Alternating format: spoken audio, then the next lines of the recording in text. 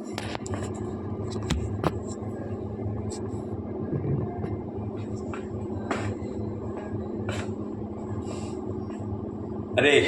मुलांनो, तुम्हाला सर्वांना इथं कशासाठी बोलवलं आहे माहिती आहे ना तुम्हाला? येता जाता तुम्ही आपल्या प्रॉपर्टीसाठी भांडत असतात.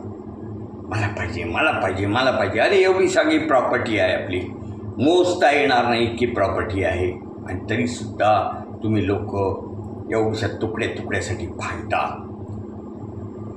वडिलकीच्या नात्याने सांगतोय, आज तुमचा बाप जिंदा असता तर त्यांनी एकेकाची चांगली लोळवली असती. पण तुम्ही माझे सगळे नातू आहात, नातवंड आहात, पतवंड आहात.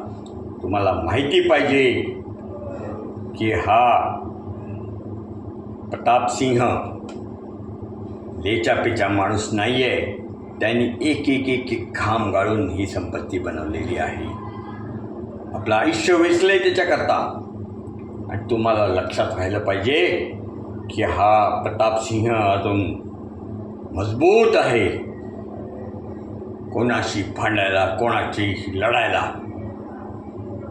आमच्या पूर्वजांनी इंग्रजांशी लढा दिलेला आहे, हे तुम्हाला समजलं पाहिजे.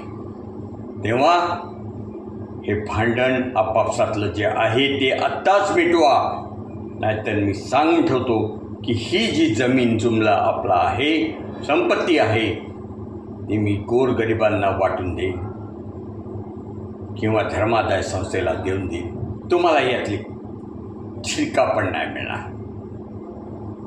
लक्षात ठेवा, ध्यानात ठेवा.